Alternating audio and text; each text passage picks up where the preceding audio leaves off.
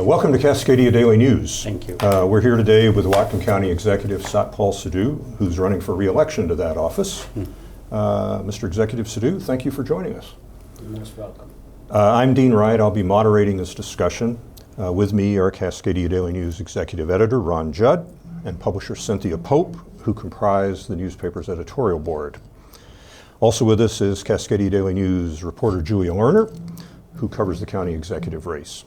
I'd like to thank our partners at nonprofit community radio station KMRE, who make this video possible. You can find them at 88.3 on the FM dial or streaming at kmre.org. In covering this election, the Cascadia Daily News is using the Citizens Agenda approach, in which readers have been asked to identify the issues they want candidates to talk about.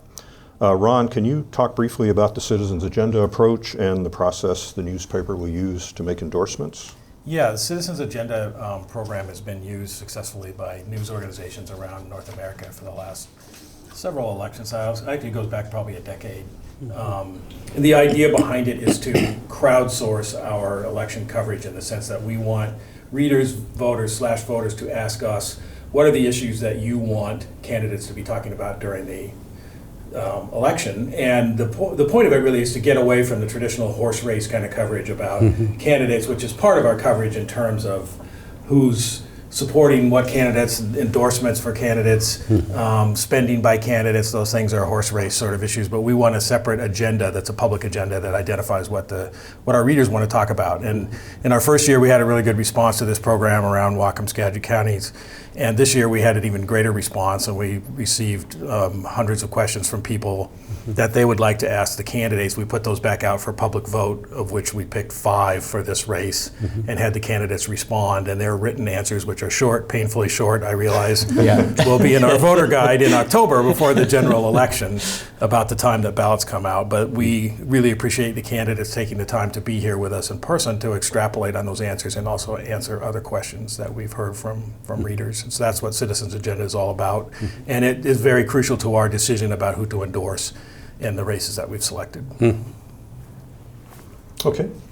The first question on the Citizens Agenda is on homelessness. And I know you communicated to me that you thought 150 words is far too few to answer this question, so you'll have a chance to expand on this. But I just wanted to specifically note one thing that you mentioned, that you said that local governments don't have adequate resources to address the root causes of this, that we can't create housing affordability overnight, and that other governments and jurisdictions are involved. Could you talk a bit more about that? Yeah, I think that the root cause of homelessness is not caused by the local government or local policies. It's more like our economic policies and the priorities set by state and federal governments over the last 40 years. That's we ended up. We are the result of those, and it cannot be fixed from bottom up, because citizens are tired of taxes as they are, and governments, we do not have the ability to borrow or print or anything like federal government could. So we have limited resources, because what do we cut? To one crisis, do we have to cut something somewhere, which we are not able to do that, and that's the reality. Of course, there's loud voices, activist voices, we hear them, and we have a compassion. The other part I want to bring out about local governments, that's the only government that's visible to you. You can take a small bike ride or walk or take a bus, and you can in somebody's face and tell them, we elected you, you're not doing your job. Very, very easy. The state government is less accessible, only 3 months of a year, and topics are so watered down because they are statewide, so it doesn't impact you as when you have a question in your community, and federal government is very, very far away. And so we get the brunt of all the exhaustion and frustration comes to the local government. be it a city, be it a county. And I totally understood when I took this job that that is the case. So I think the solutions are, we are doing it. We cannot solve homelessness problem by 10 people at a time or 50 people at a time. That's what we have the ability to do, and we have been doing. What I mean by that is we have sheltered 250 people at home base. We have sheltered another 150 people in tiny homes. That's a large chunk, but what is not visible to us is the people we avoided to become homelessness. Nobody sees that. They only see a guy walking with the shopping cart. They don't see that, and that's where a lot of county's money goes and state's money goes. There are 4,000 or 5,000 people who are getting rental assistance, and there are families that are on the brink of becoming homeless, right? And we are protecting that. There are senior citizens who are on the brink of that. So, but that's not something you can tell people who are protesting on a street or in the council chambers, oh, look what we have done. It doesn't count, right? So, but it counts for us because that's where investments are going. So that's why I say that local governments have the ability, but not the extent of the problem is. And the time we want it done it now, today. That time frame is hard. We have handled this issue during COVID. It was even difficult because you have to keep people 6 feet apart. You have to people otherwise apart. I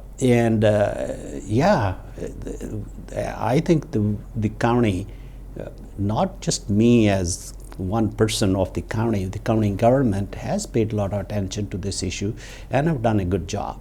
But we can do better. We can do more. Would you think, though, that the state and the federal government have not done enough? Yes, they have not done enough. But this issue is not throwing money at. We have to change the fundamentals. We have to make people their own ability to stand on their own feet. But that's not the thing. It's like, teach them fish or give them a fish. And I think we have into that mode, just feed them, put them in a house, and then you think the problem is solved. It's not solved. And I think that's where we are lacking. And I see that the fundamental change from the federal government about housing, because housing first, because everybody says, and I believe in that housing is an issue which can lead to a lot of other problems, and at the same time can solve a lot of other problems. It's a conjecture that you have a secure housing, and that's needed in thousands. We can't house people who are making $100,000 a year. We can't, they can't find a house, right? So yes, I think they have not done enough, or they need to change the basic policies. We can build an aircraft carrier every year, and we are very proud of that. At what cost? The next question that was voted as one of the top questions was problems with drinking water supply from Lake Whatcom. Continues to be the subject of much recreational boating, runoff. What are the top 3 things you would do to ensure the quality of drinking water? I think the first thing is being involved this for 10 years. I was on the council and then I was on there. I think it's a little bit strong perception on people. The water is in danger, and I think that is accentuated a little bit much, that sky's gonna fall. I think that it is not that much true, but it is definitely need to be protected. And county and city, we before I came on the scene, a joint council with sewer district, Lake Whatcom and Bellingham, Whatcom County. We spend $10 million a year. It's not only to the phosphorus, it is all to the protection of the water run-in into the lake.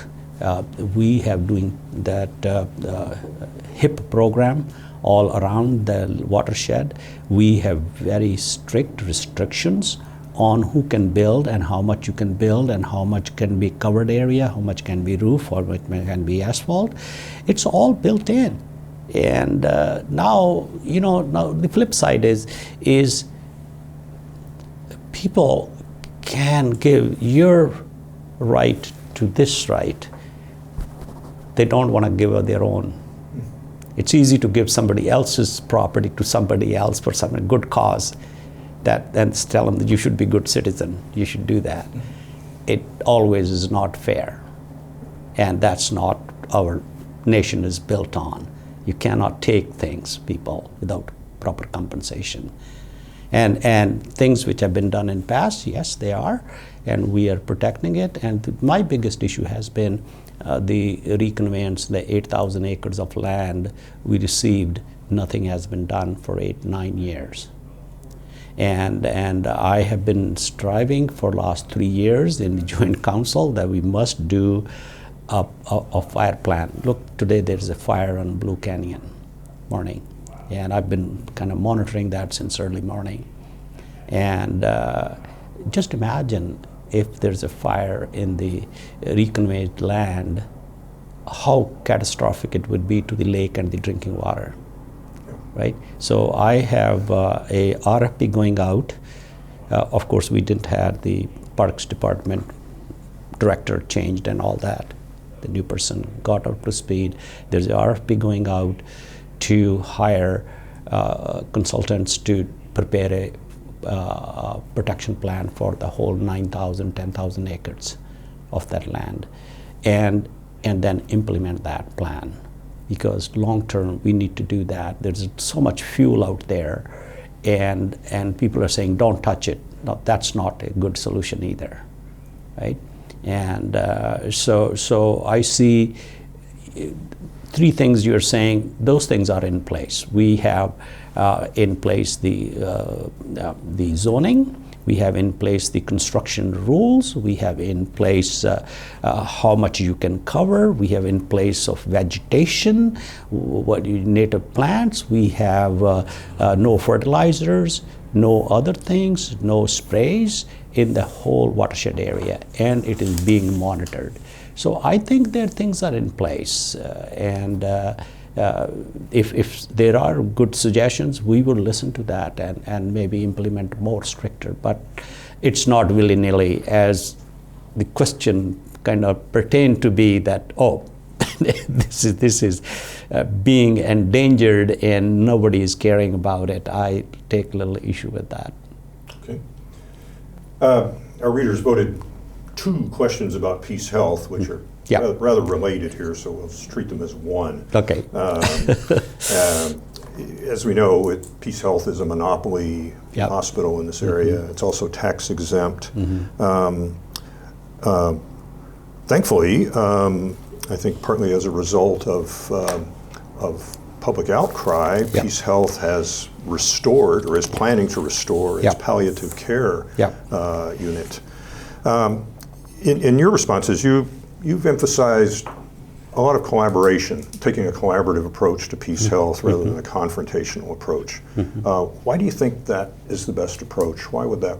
Because that's the only way it will work. You know, the other part is that we forget that we cannot make rules or laws just for Peace Health.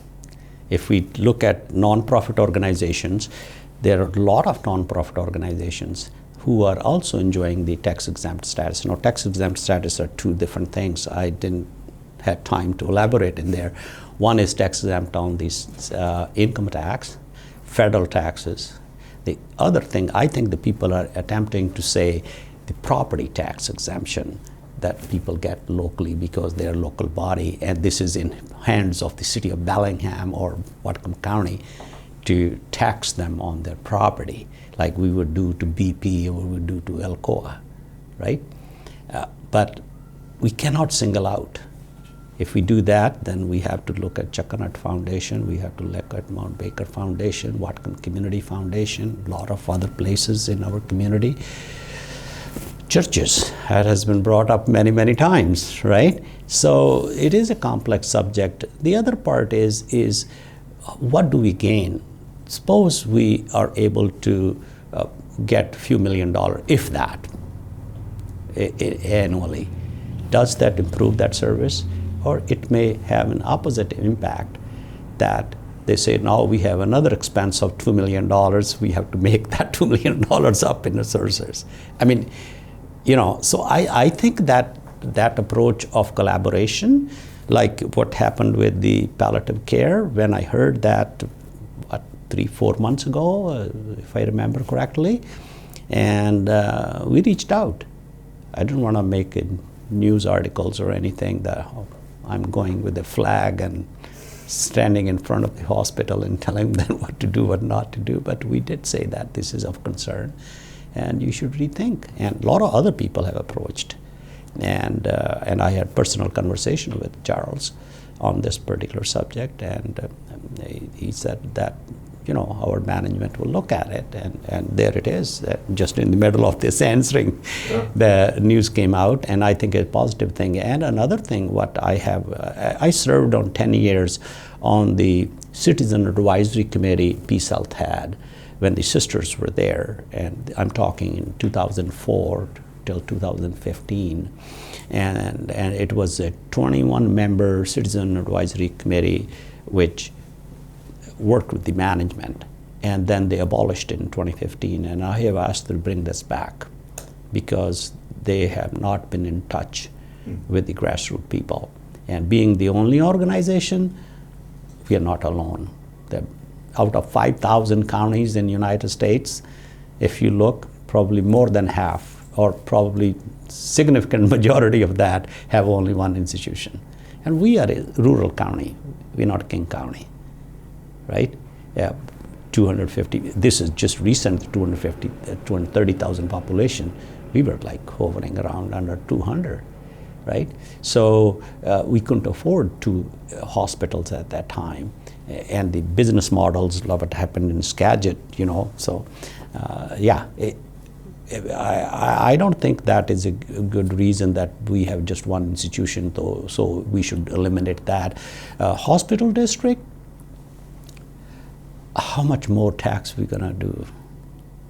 If we do, like Point Roberts has a hospital district, okay? They're away from us and they need that, so we had to do something which very limited tax, limited number of people and limited services. But if we even create a tax, a hospital district to compete or build a new hospital or provide some services, I think our capacity is limited. Let's just bite what we can chew.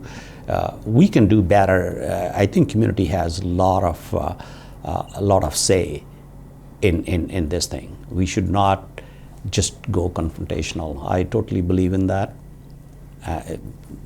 Same thing is happening on the adjudication and the water issue. You can't just say this or else, right? It doesn't work. So that's why I'm saying it's a prudent approach, but it's good to bring it up that this is what we are giving to you already. We are contributing. If I have one more minute, I want to share something more with the hospital. Maybe you probably noticed or didn't notice. In the last 10, 12 years, all these services Whatcom County and city has provided, the LEAD program, the GRACE program, the alternate response team, treatment facilities, all the money we have investing millions of dollars. You know who's the beneficiary? Hospital. If all these things were not here, everybody ends up at ER and they have no money to pay. It used to be tens of millions of dollars they used to write off every year. Tens of millions of dollars. Because they couldn't collect on them from federal, state government, and people come, they have to treat them. There are countries, there are places that you don't have the money, they show you the door. We can't, right? So they are big beneficiary. It's more than the tax we are giving them, the exemption. We have done a lot, and I think that their participation in Way Station is a result of that. And that's a facility where we have invested $4 million as a county, and we have given up a building. We have given up another building at Forest and Laurel, and this has happened during my administration, because I saw that over time, these have run the utility what we need. Our needs are different now as a county government, and in next 10 years, not today, next 10 years our needs going to be different. So why don't we make a good use of, we could have easily sold it, took $4 or $5 million and put it into our Northwest Annex. But that will be county's property serving the county government, but not the public.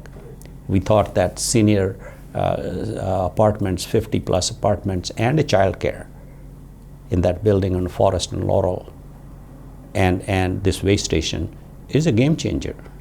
Yeah, so that's my explanation for the hospital. Let me clarify something that you said. You said that the county cannot separate healthcare organizations as a nonprofit out from tax-exempt laws. Is that a legal opinion or is that an ethical opinion? Does the county believe that it can't legally do that? I have not gotten the legal opinion. Okay. But I think that it will lead to that. This is my hunch. Okay. But I have not taken a legal opinion that can we separate one organization and take their exempt status. And the other part is city is a big part of that than even county.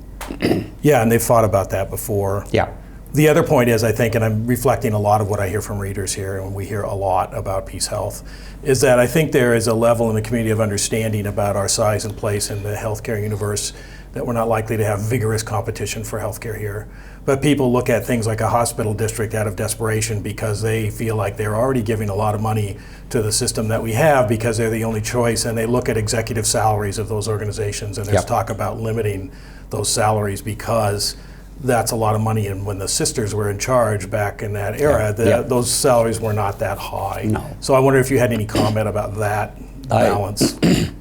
I think if you remember just maybe within the last decade, there was a big hoo-ha about United Way. The guy was making $4 million and we were giving paycheck $5 a month, $10 a month, right? It has creeped up into our society. It's not only hospital problem or Peace Health problem. It's happening everywhere, which is sad. Reasonable salary is I think so. People think county executive salary is too much. I am indifferent. I was actually making more money before I became county executive, so it doesn't matter. But I think those things should be looked into, right? And how these organizations are, they're non-profit means truly non-profit, and the spirit of the sisters is not alive. Yeah. Thank you. So that's the only comment I have. Yeah. Well, the final top question from the Citizens Agenda, and it's a really easy one, is how should we create more affordable housing in Washington County? I was struck by one part of your answer that I wanted to follow up on. Is that you said we should consider building brand new cities. Yes. You note that the last new city built in the United States was Washington, D.C. So where would Look we? how that worked out. Yeah. No, I think that because I travel all over the world, and you know, just to give you an example, the perspective. The state I come from, where I grew up and now, is less than half, maybe 1/3 of the state of Washington state, area-wise. How many people? 25 million.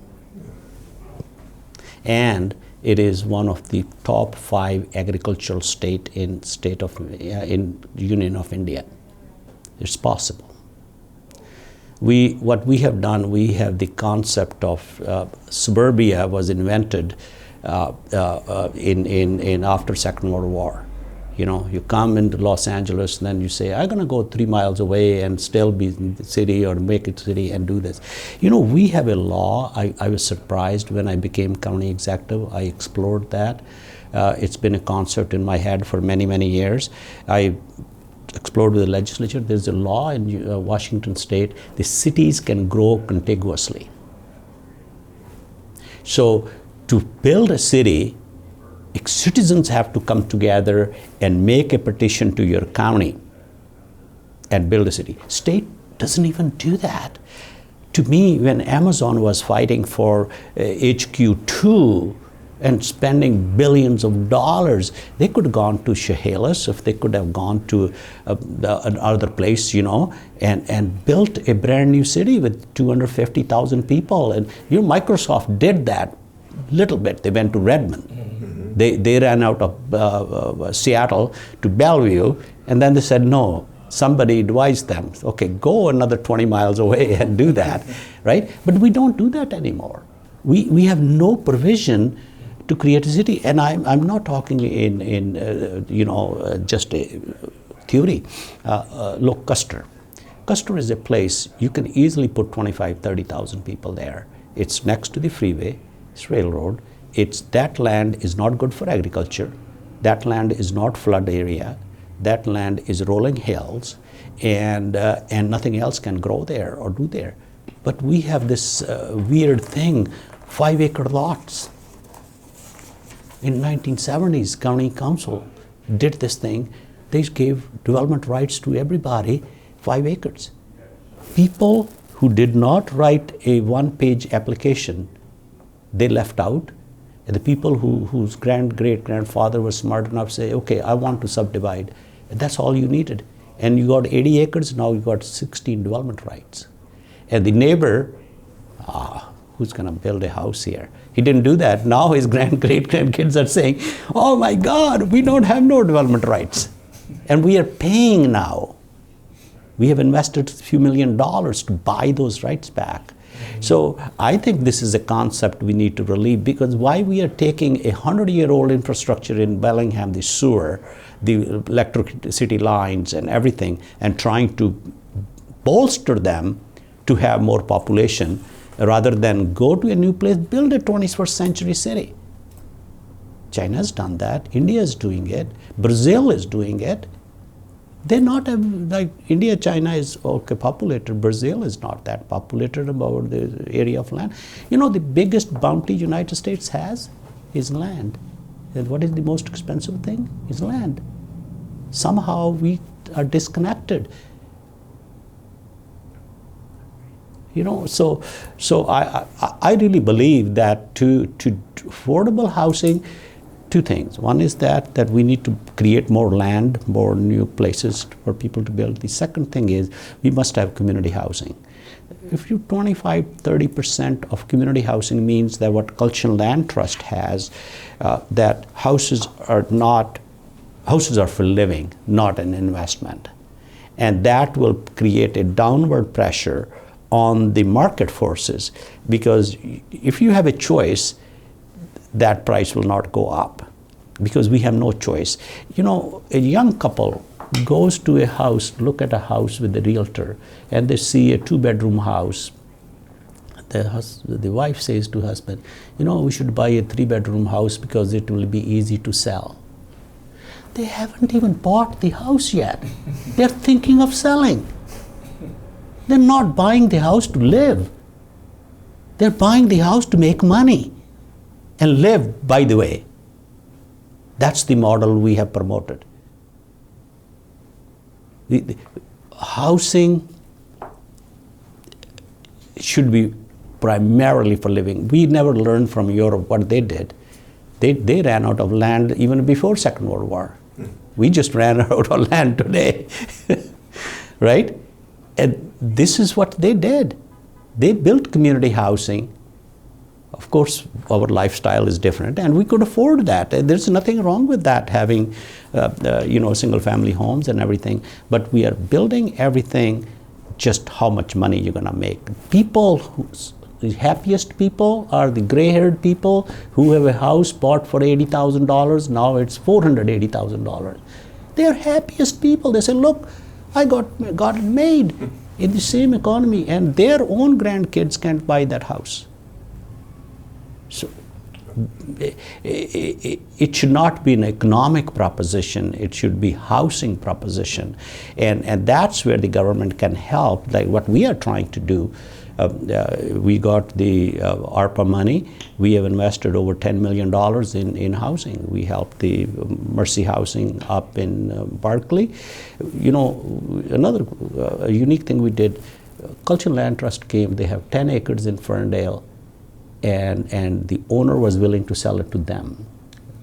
And they said, we don't have money to buy the land, but by the time we collect money, it will be 3-4 years and land will be sold. Or the owners can't wait 4 years, right?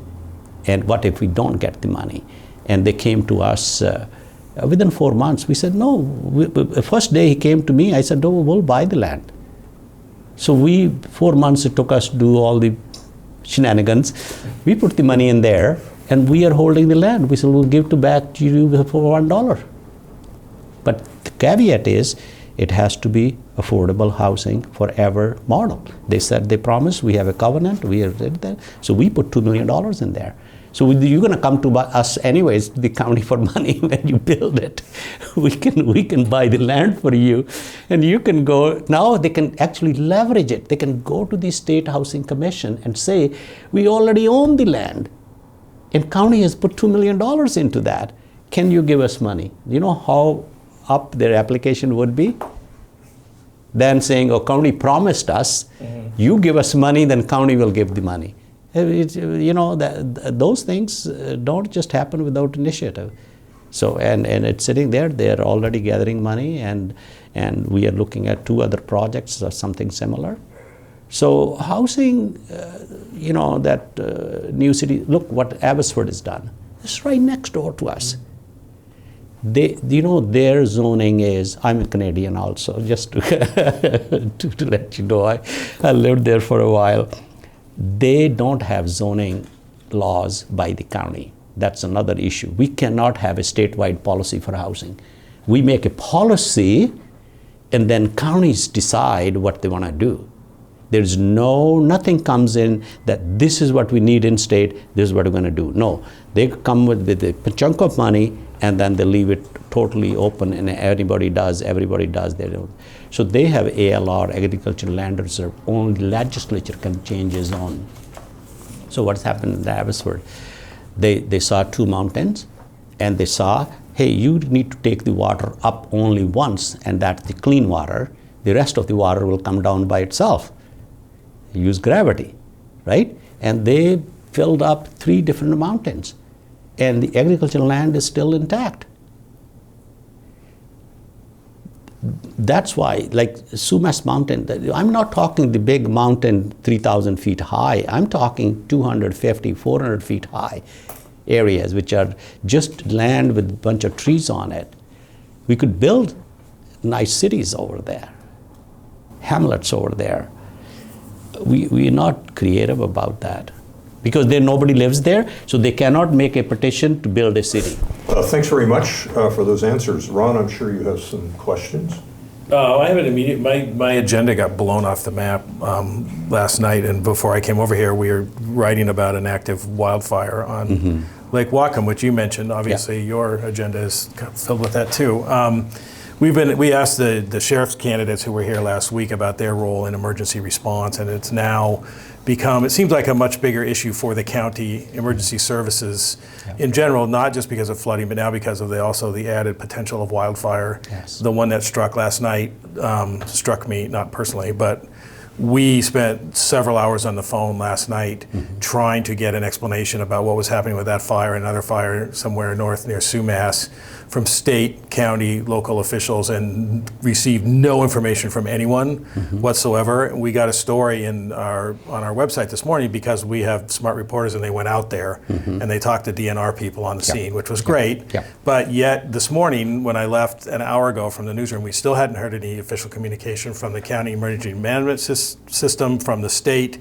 We have people calling our newsroom saying, where are these fires? What's happening with them? We live near there. We want to know what's happening.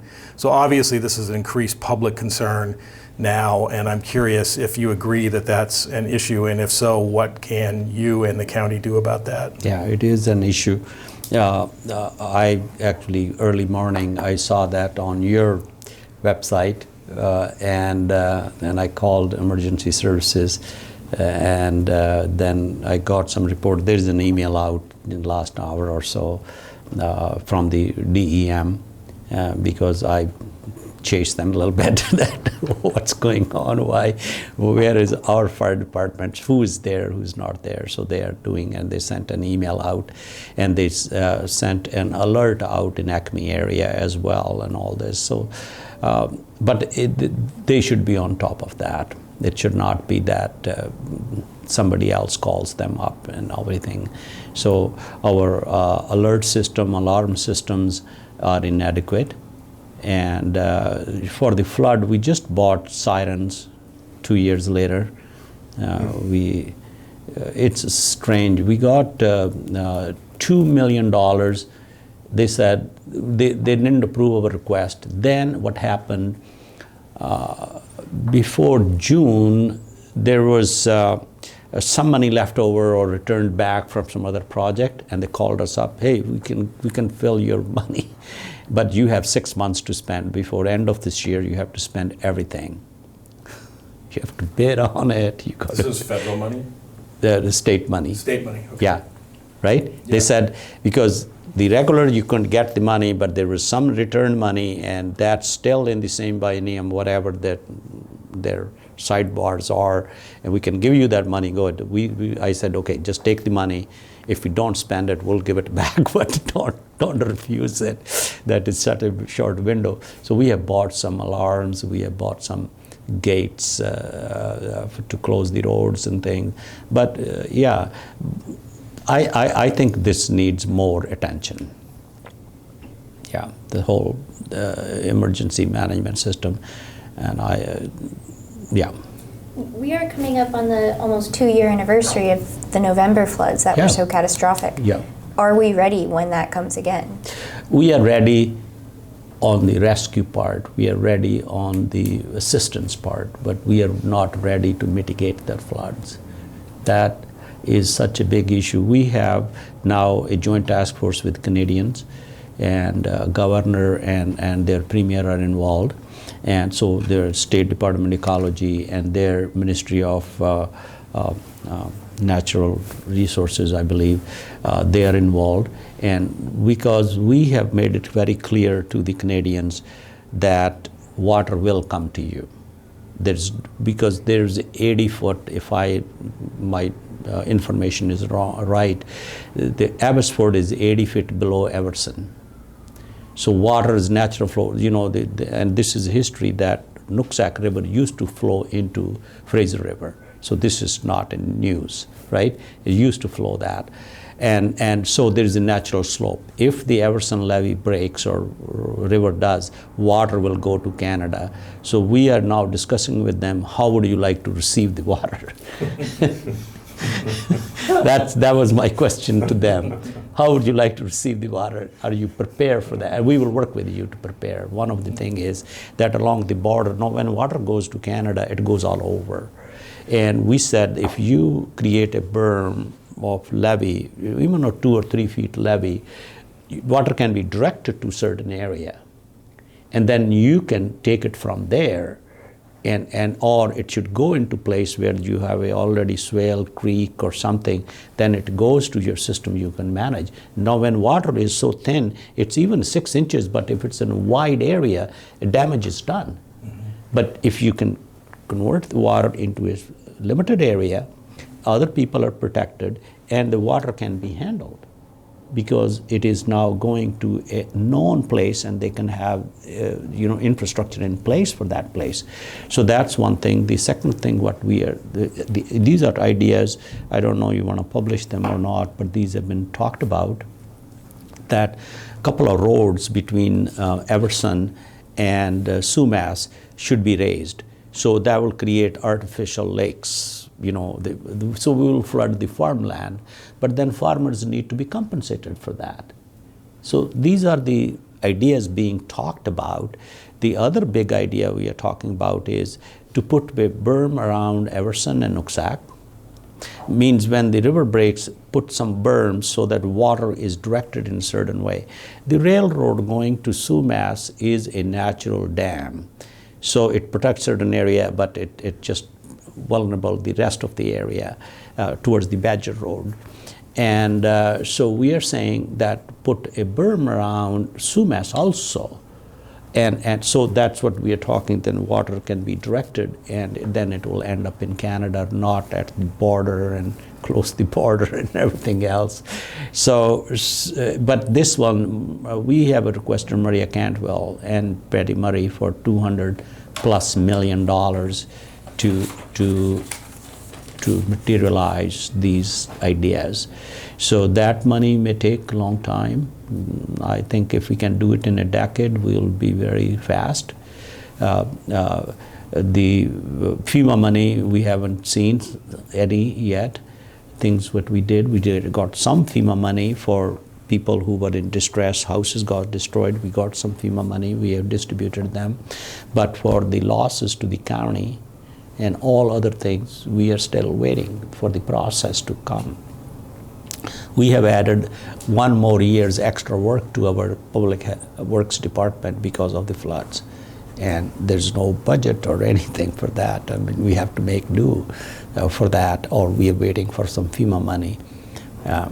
So yes, we are ready. We are much better prepared.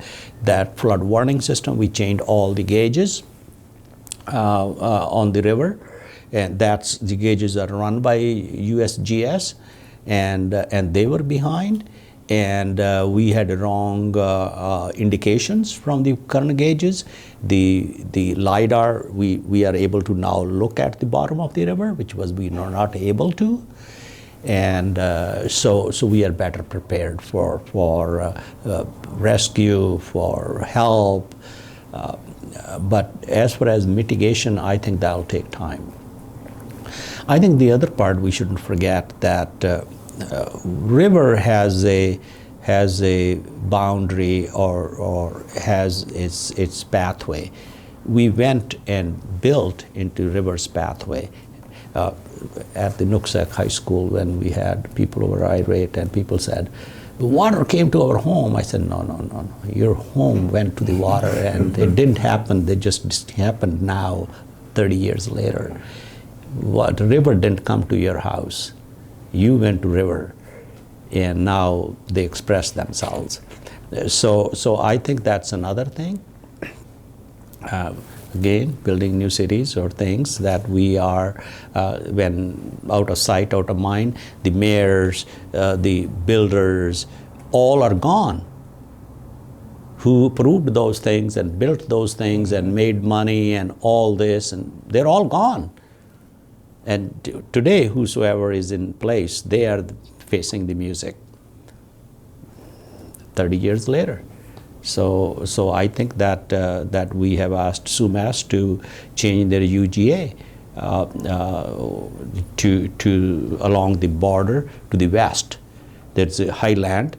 We said, they were coming south and east. So we said they're in the process. That's another thing. County, we can't even go tell SUMAS that, hey, you do this, you don't have resources. We have the public works, we have high-paid people. We'll give you advice, do that.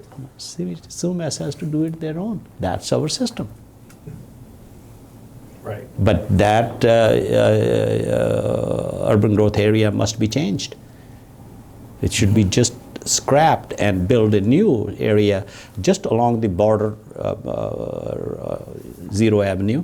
There's enough space there to compensate for that UGA. I want to make sure we get in a question about the jail. Yes. Probably My everyone's favorite. favorite subject. Everyone we've interviewed and talked about who's a candidate for local office agrees that the jail is a problem. It's been a long-standing problem. The county and other people are putting a tax measure forth again that doesn't specify a jail size.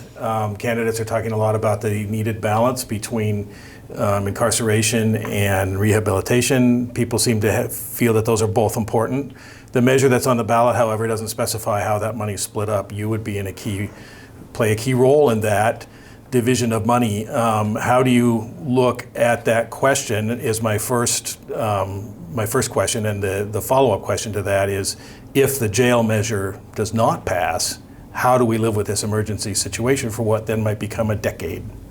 Yeah, I'll do the first question first. I think that the information being communicated by different people or candidates or political parties is not accurate. I suggested that, and I suggest to your staff also, read the ordinance yourself. Read the jail implementation plan yourself. Now, the size of the jail. We are asking for X dollar amount, 2%. That limits the size of the jail by itself. Sure. You know, if you got, say you're gonna buy a house and you know I can afford only $500,000 house. So how can you say, oh, we're gonna give you money and you're gonna go buy $1 million house? How am I gonna buy $1 million house? I have only $500,000. It's specified. The second thing, the most unique thing we've been able to do, and I'm not taking all the credit to myself, credit goes to Scott Cordheis and Tyler and Brian at the city, that we came up with a concept that why don't we take, including county, we get say $13 million a year. Why don't we take this money for 4 to 6 years, say take an average of 5, and put it in a kitty. Don't spend any money. 13 times 5 is 65. That's $65 million. Why we said 4 to 6 years? Because when we start, suppose this thing passes in November, say January, we have 6 months to work out the more arrangement with the city. I mean, spell it out based on this. Already defined, just have to make an agreement. We go do geotechnical studies at the site, environmental mitigation 1 year, or 18 months or 1 year. We, at the same time, hire a architect to design the jail, 18 months. So some of it may be in parallel, some may be this, because this has to be done to make this decision.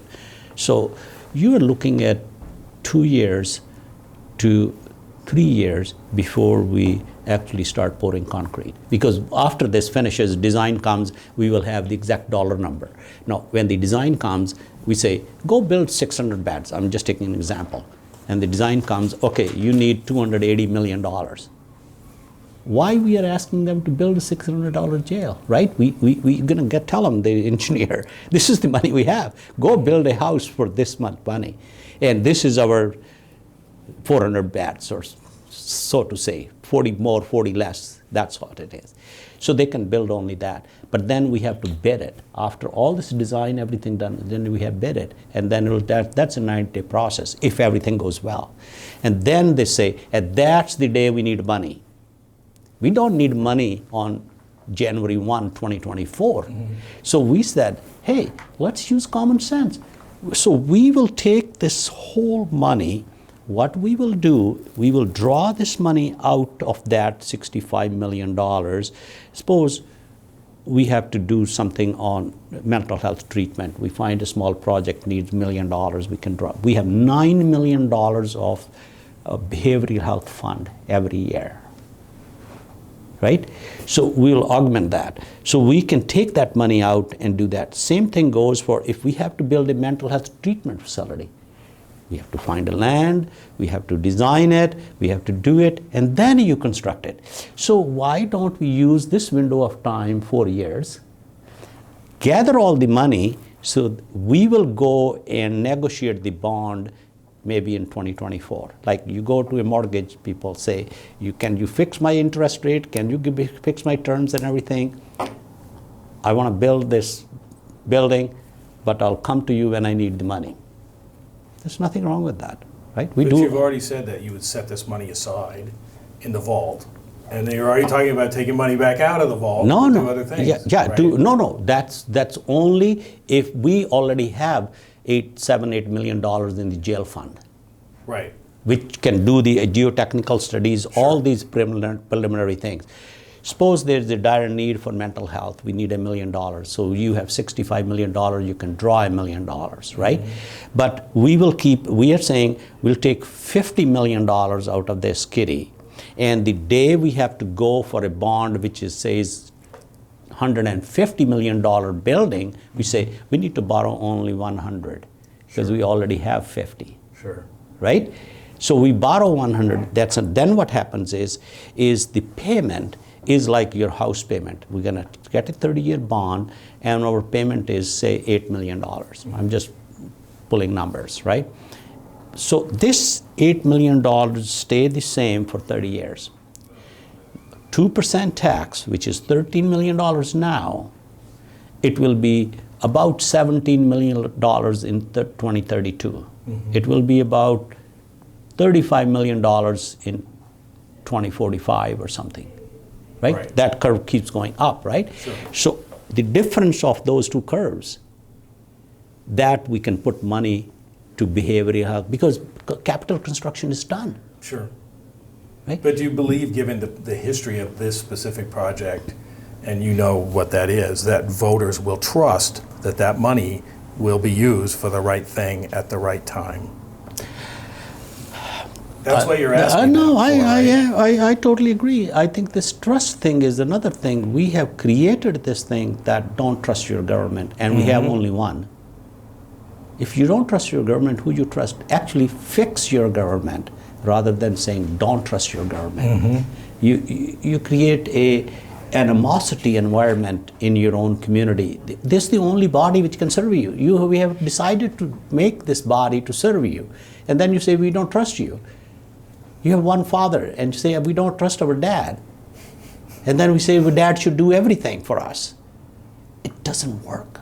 So that's a different philosophical thing. The practical thing is voters don't trust. And how do you trust? You give them the right information. But there are forces in the community, in any community for that matter, who enjoy stopping something. That's their badge of honor.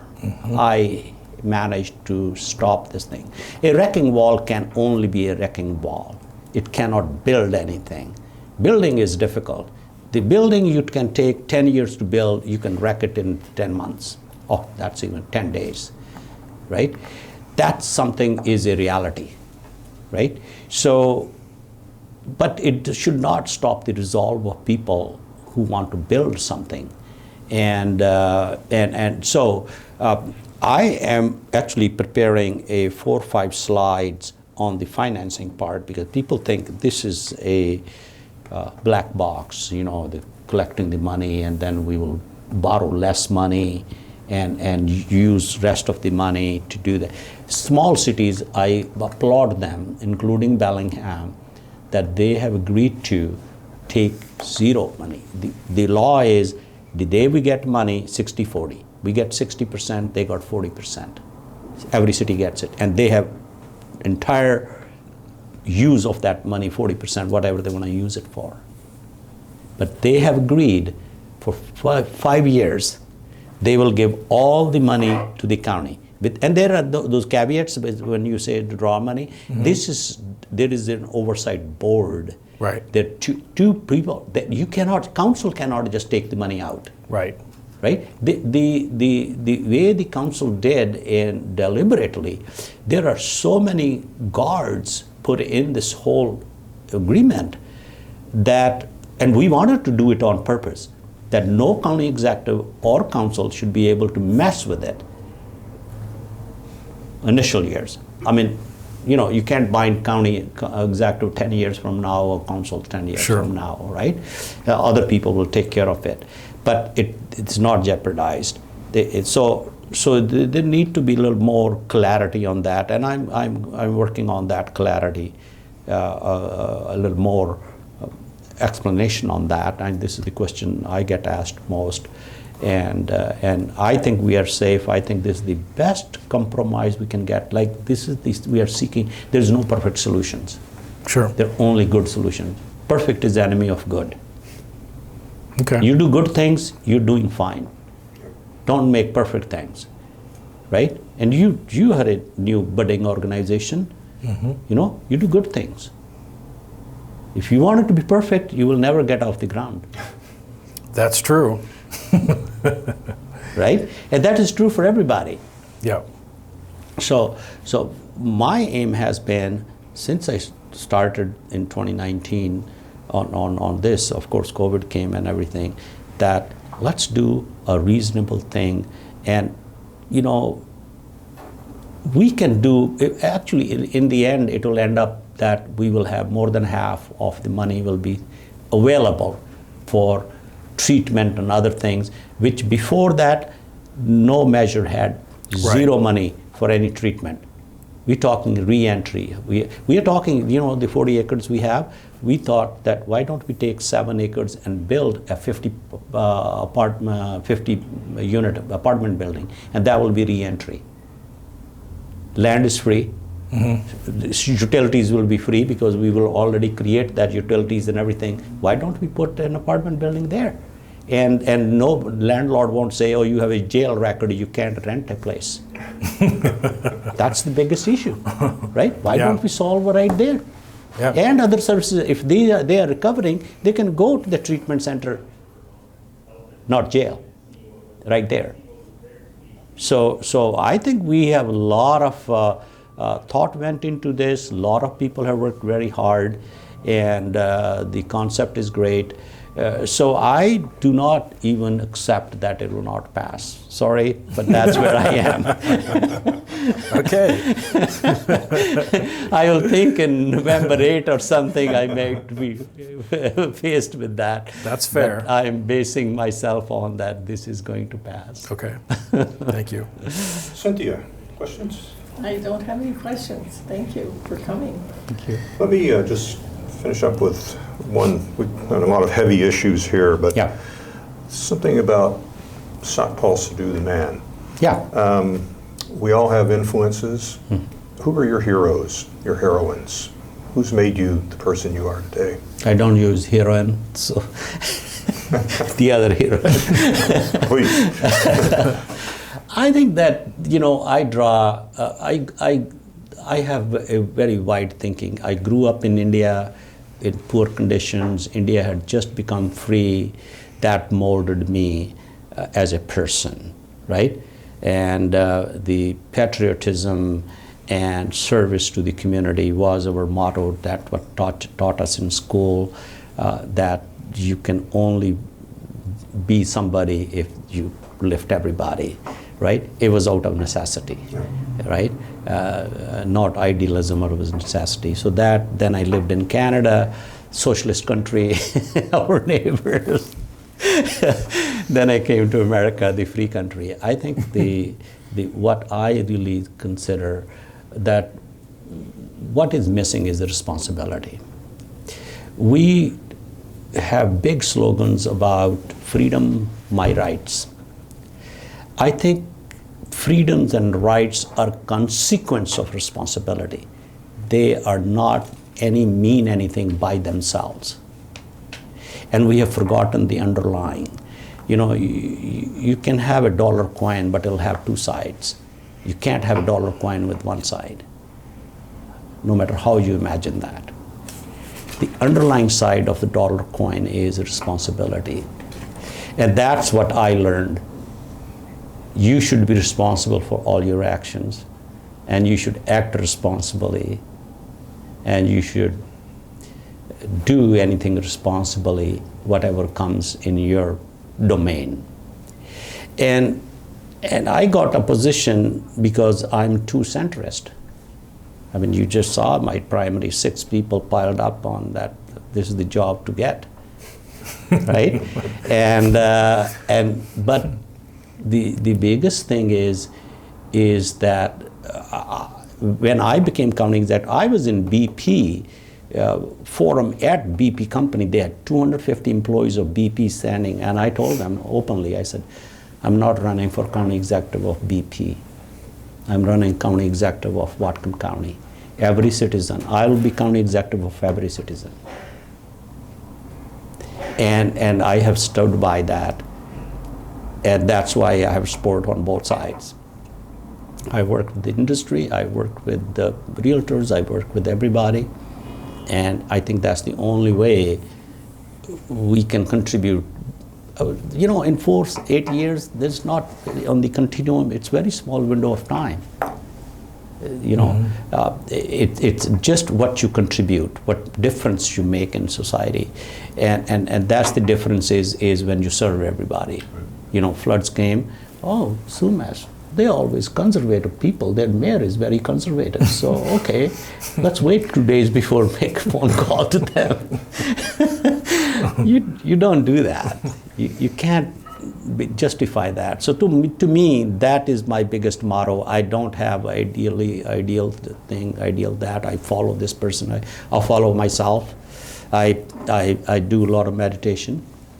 I've been doing this for a long time, and I'd never take anything home. Means I leave my office in the office. I go home. I'm home. That's the other thing is word stress. I have not experienced that yet. It's our own creation. We were born stress free. This is a learned behavior.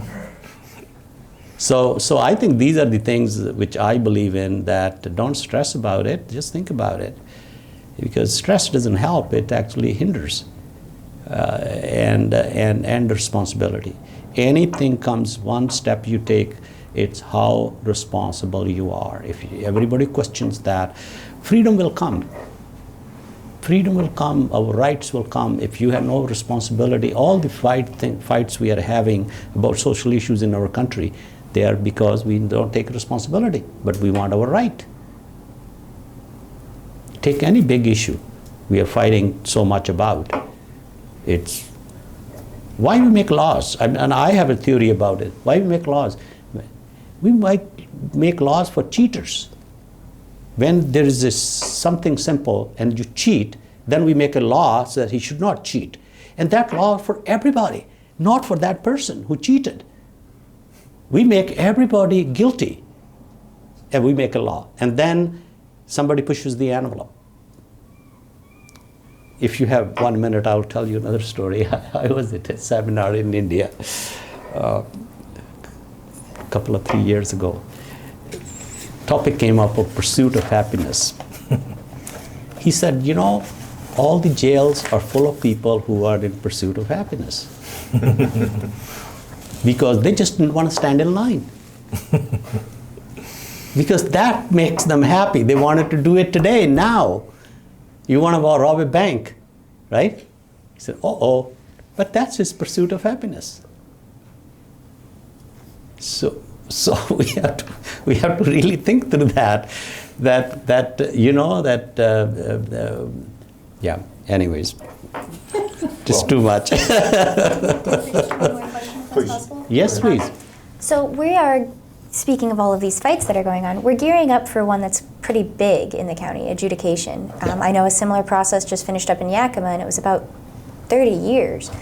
Can you tell us a little bit about how the county is preparing? I know there's talk of a water solutions table. Can you tell us about how the county is preparing for this fight? So I took about this thing. In 2019, when I was running, I said I'll deal with water.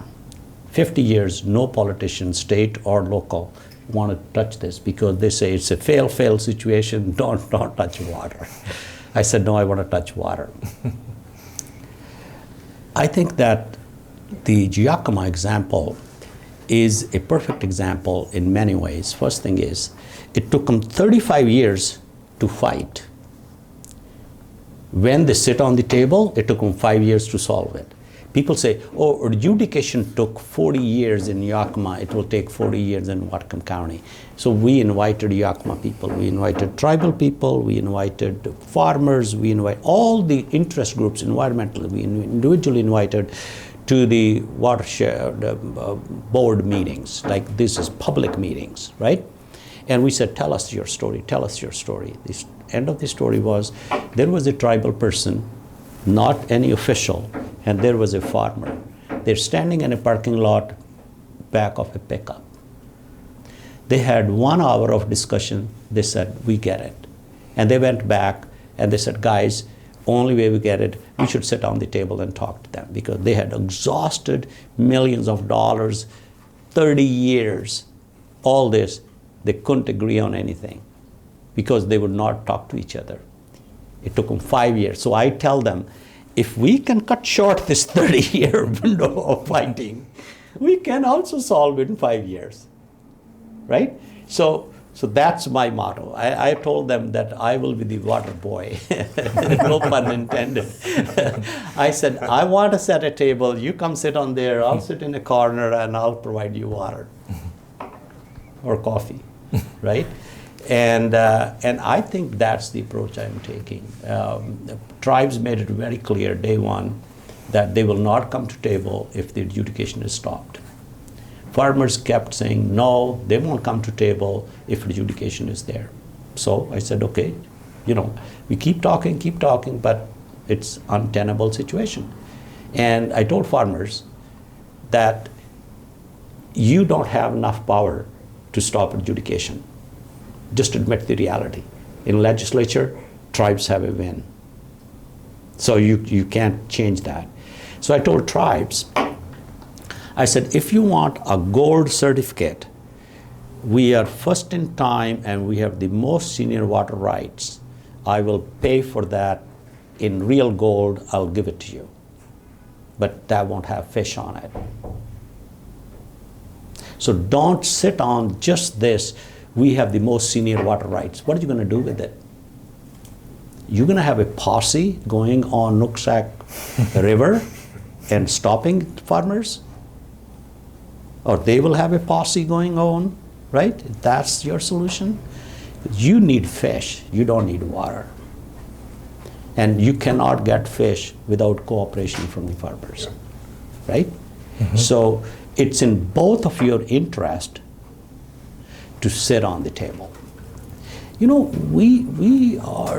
made a lot of progress in 3 years, even during COVID. We have made that. We just received $700,000 from the legislature for adjudication. You know how it came about? The lawyer from tribes, the lawyer from farmers, and our lawyer, all three signed on it.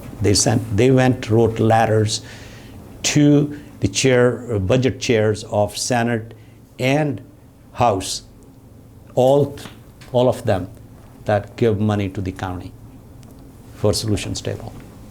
So that tells you this is undercurrent, it's not open, and it'll take time. People have to walk back what they said to people wrote in the papers. It's hard. It's hard when you lead something and then you have to walk back, right? So it will happen naturally. And I think it will not be solved in one more term. Even I'm not that optimistic. No, it takes time because the issues are complex. I think that just that the system is such that it'll take longer time. But I think that this is possible in a much shorter window than Yakima. And we have all the elements. We are different than Yakima. We have only 20 miles of river. We don't realize that any rainfall, any snow melt, it takes 4 hours to get into ocean. We have only 20 miles, water flowing at 5 miles an hour. We lose all that. And we don't have enough land to store the water. We have to be very creative, right? And the creative part come from the Lummies. They said, this is the ocean. When the water comes in here, a mile or a half a mile before that, take that water, put a pump here, and bring it to Linden, northeast of Linden, and put it back in the river. So the river will have twice as much water. You recirculate. Mm-hmm. And you're not changing the water quality, you're not adding anything to the water. In the same water the fish is in. The biggest issue for the tribes is in-stream flows. When they're low, water gets hot, and the fish does not survive. So they're saying instead of 2 feet of water, they want 4 feet of water. And they themselves came up with the solution that, hey, if we take the same water, take 20 miles up and put it back in the river, now the river will see twice as much water. And you keep circulating, right? The other part came out from the same extension that the farmers who are drawing water from the river or who have water rights and creeks, why don't we pump the fresh water from Birch Bay. They have deep wells that, Doug Erickson did some work on that. That we should pump that water to northeast of Linden and tell farmers there's a pipe and you're going to be on a schedule that Wednesday from 4 o'clock evening till midnight you're going to get water. Figure out how you're going to irrigate. This is a system I learned from in India, that we had a canal system and every farmer got the water, but they had a schedule, an annual schedule that on such dates, so many hours you will get water from the river water, the canals, right? And you organize your irrigation for your 20 acre, 30 acre, whatever it is. And then at that hour, you close this thing and open this pipe, and then the next farmer gets water. So we have to do something. The other thing is, every farmer, 5 acre farmer and a 50 acre farmer, they have their own wells all over. Why don't we create 3 or 4 strategic wells and pipe it so that they're not 500 wells, they're only 5 wells, and everybody gets on a schedule on that. And water will not be exposed, it'll be underground, and every crop can get it. Water conservation is another big deal. So there are plausible solutions. Just takes time for people to say, yeah, this is the alternate is bad, So these what we have come up in the last 3-4 years, and these are money-wise. Farmers said, not all the farmers. So I have to be very cautious because I'm talking to reporters. These are ideas, okay? These are ideas. They said, what if we do, every farmer pays $100 a year per acre. We have 100,000 acres of farmland, that's $10 million. We go to the state, say, you match dollar for dollar. There's $20 million. You go bind $20 million a year. You get $300 million. If you bind that for 50-year bond, then you have guaranteed $20 million. You can get $300 million. People don't think about it. I said, money is not a problem. It's your trust is the problem. We don't have water deficit, we have a trust deficit. We seem to be a common theme here on the water, on the jail, and other issues, the trust issue. I think it's a trust issue. Yeah. It's a trust issue, right? And no matter, we have the best form of government. It may not be perfect, but we have the best form of government. Look, China. They pulled so many million people out of poverty. But we say, oh, they are communists, so they don't count. There have been kings in the world history, autocratic people who lifted their people. They were not democrat. It doesn't mean that democrat is the only way to do stuff, right? It's a good stuff. Right? It's a good way to do it, right? But you have to have that trust. Good. Well, thanks for a wonderful, wide-ranging discussion and joining us today. As we're saying, a functioning democracy needs a functional press. Yes, and it needs does, yeah. candidates who are willing to put themselves out and make sacrifices too. So thank you for that, and thank you for joining us. That's why I got into this thing. My kids told me, Dad, you must be crazy. That you had such a good career, everything, and you want to get into politics? Can't you think of anything better? So I had to convince them first that no, I want to do this. And my wife told them, he's retired, let him do whatever he wants. Don't bother him. So that's how I got into this thing. But I totally believe in that. That's why I put out myself into this criticism, all this kind of stuff. But that doesn't bother me. I think that whatever little way we can contribute, it takes a lot of people to contribute. Yep. It's not just one person or one leader can do that. It's everybody working together. Thank you very much. All right. Thank you for the opportunity.